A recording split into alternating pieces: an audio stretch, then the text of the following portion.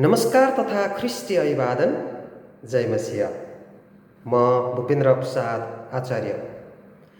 By divine inspiration done line revelation part 102 ईश्वरीय प्रेरणाद्वारा Daniel र प्रकाश भाग 102 बुक अफ रेभलेसन च्याप्टर 12 प्रकाशको पुस्तक अध्याय 12।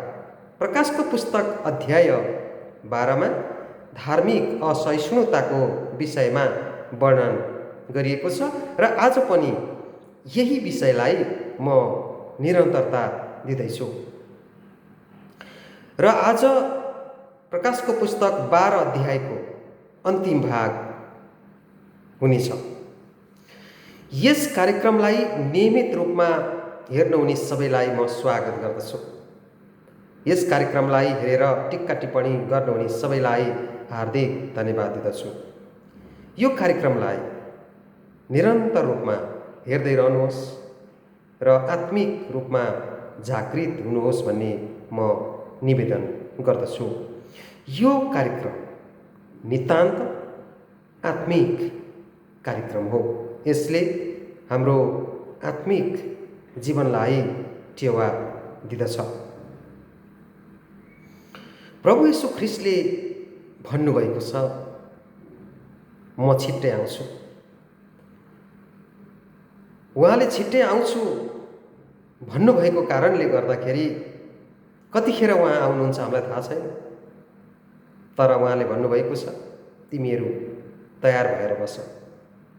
त्यसकारण म पनि तपाईँलाई अनुरोध गर्दछु कि तयार हुनुहोस्, तयार हुनुहोस्, तयार हुनुहोस्। प्रकाशको पुस्तक 12 अध्यायको अन्तिम पदबाट आज तपाईलाई यहाँ भएका विषयवस्तु बताउन चाहन्छु। यहाँ बाँकी सन्तानसँग युद्ध गर्न गयो भनेर भनिएको छ। कसले बाँकी सन्तानसँग युद्ध गर्न जान्छ? र बाँकी सन्तान भनेका कस्ता समूहका मानिस हुन् त्यो पनि म तपाईलाई बताउँछु। शैतान वा अजिगर आफ्नो कामबाट भनेको उसले गरेको कामबाट, उसले गरेको सतावटबाट, क्रूरताबाट अहिले पनि प्रसन्न छैन। झन् संसारभरि उद्धार र मुक्तिको बाटोको सुसन्देश प्रचार भएको त उसलाई पटक्कै मन परेको छैन। उसले चाहेको थियो सबै मण्डलीहरू बन्द भइसकेपछि सुसमाचार बन्द हुन्छ, तर उसलाई थाहा नै रहेनछ कि हरेक विश्वासीको घर मण्डली हुनेछ। अहिले संसारभरि कोरोनाको कारणले गर्दा सबै मण्डलीहरू बन्द भएका छन्, तर हरेकको घर मण्डली बनेको छ। परमेश्वरको महिमा होस्। जति नै प्रयास गरे पनि परमेश्वरका जनहरूलाई यो संसारको इतिहासमा दबाउन सकेको छैन। यसकारण परमेश्वरले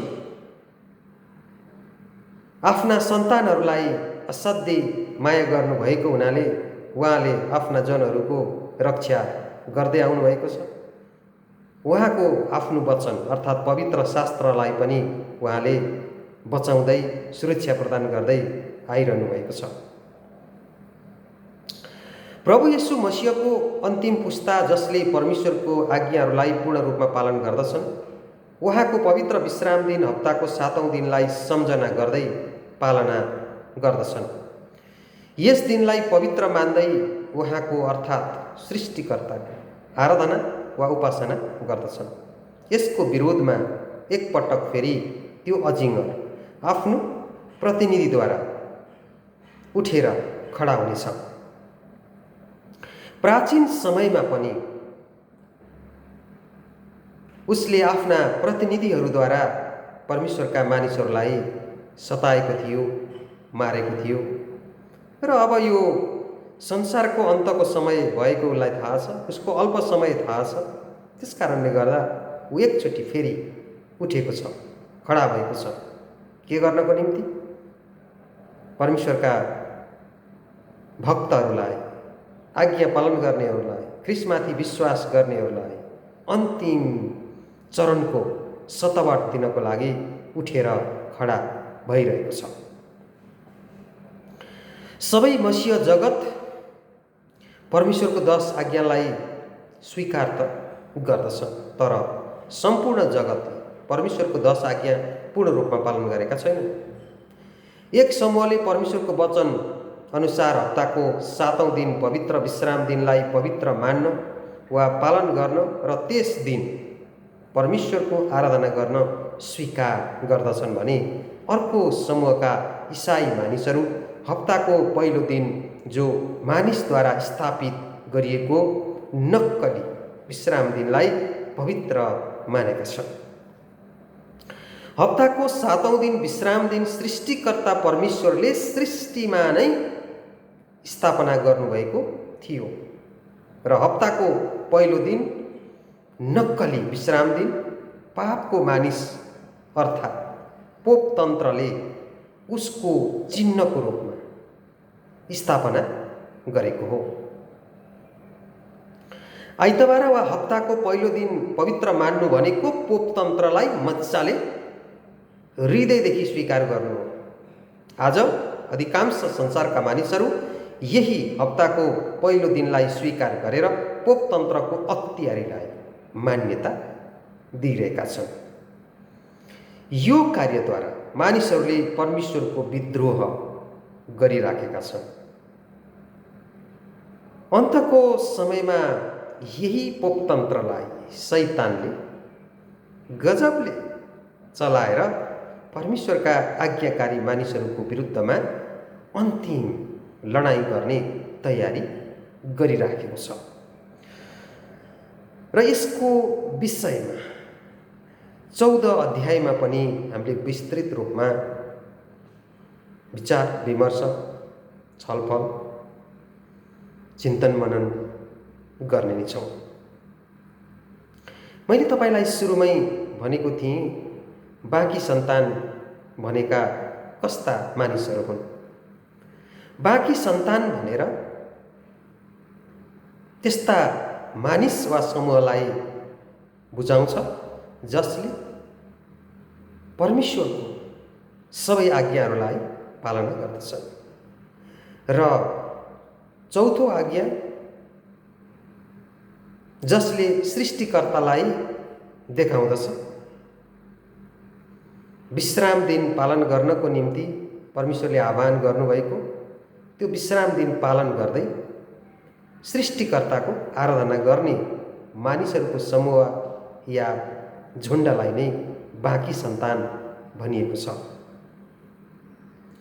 हामीहरू परमेश्वरको आज्ञा पालन गरेर बाँकी सन्तानको समूहमा जाने हो या परमेश्वरको आज्ञालाई उल्लङ्घन गरेर शैतानको ठुलो सङ्ख्या हुने हो। त्यो हामी आफैले बुझ्नुपर्ने कुरा हो। हामी इसाईहरूले बुझ्नुपर्ने कुरा हो र ती बाँकी सन्तान, ती समूहको चिन्ह यो हुनेछ, उनीहरूले विश्राम दिनलाई पवित्र मान्छन् र येशू ख्रीष्टलाई उद्धारकर्ता र मुक्तिदाता भनी स्वीकार गर्दछन् र प्रकाश 14 अध्यायमा उल्लेख गरिएको 3 स्वर्गदूतहरूको सन्देशलाई प्रचार प्रसार गर्दछन्। तिनीहरू नै बाँकी सन्तानको समूहभित्र पर्दछन्। अब परमेश्वरको आज्ञा पालन गर्ने, अनन्तको सुसमाचार सुनाउने, मुक्तिको योजना, परमेश्वरले दिनुभएको योजना मानिसलाई बताउने र स्वर्ग राज्यको लागि तयार गर्ने समूहलाई नै अजिङ्गर वा शैतानले सतावट ल्याउनेछ। त्यस्ता मानिसहरूको समूहसँग ऊ रिसाउनेछ, क्रोधित हुनेछ र सतावट गर्नेछ। र संसारको अन्तको समयमा परमेश्वरका बाँकी रहेका सन्तान अर्थात् आज्ञाकारी सन्तानहरूसँग शैतान असाध्यै क्रोधित हुन्छ। त्यसकारण हामीहरू आज्ञाकारी बन्ने हो या अनाज्ञाकारी बन्ने हो, हामी आफैले अब बुझ्ने समय आइपुगेको छ। हामीले अब कति समयसम्म परमेश्वरको विरोध गर्ने, उहाँको व्यवस्थाको विरोध गर्ने? अब हामीले व्यवस्था पालन गर्नु पर्दैन भनेर हामी कति परमेश्वरको विरोध गर्ने? व्यवस्था भनेको साई आज्ञा, उहाँको नियम कानुन, उहाँको चरित्र हामीले अवश्य पनि ती पालन गर्नु नै पर्छ। त्यसलाई हामीले लत्याउनु हुँदैन। येशू ख्रीष्टमा उद्धार र मुक्ति छ भन्ने विश्वास गर्ने हरेक व्यक्तिले अब येशू ख्रीष्टको नाउँमा 10 आज्ञा नै पालन गर्न सक्नेछ। के सक्दैनौ र? सक्दैनौ भन्ने जति पनि हृदयमा आउँछ त्यो परमेश्वर पिताको तर्फबाट होइन प्रियहरू, यो शैतानको तर्फबाट। शैतानले जहिले पनि आज्ञा पालन गर्न सकिँदैन, यो गाह्रो छ भन्ने कुरा सधैँभरि मानिसको हृदयमा हालिदिने गर्दछ। अब हामी परमेश्वरको आवाजलाई सुनौँ र बाँकी सन्तानको समूहमा पर्ने आज्ञाकारी बन्यौँ। र 3 स्वर्गदूतको सन्देश जुन प्रकाशको पुस्तक अध्याय 14 मा लेखिएको जुन त्यो सन्देश छ त्यसलाई पूर्ण रूपमा पालना गर्दै र प्रचार पनि गर्न जरुरी छ। र पहिलो स्वर्गदूतको सन्देशले सृष्टिकर्ता कहाँ फर्केर आउने आह्वान गरिएको छ र परमेश्वरको न्याय सुरु भएको छ भन्ने कुरा उल्लेख गरिएको छ। र दोस्रो सन्देशले बेबिलोनको पतनको विषयमा उल्लेख गरेको छ भने चौथो, यदि कसैले पशु वा त्यसको मूर्तिलाई पूजा गर्यो भने परमेश्वरको क्रोध त्यसमाथि दण्डने कुरा उल्लेख गरिएको छ र त्यो 14 अध्यायमै हामी अध्ययन गरौँला। र आजलाई यति नै। परमेश्वरले आशिष दिनुभएको होस्।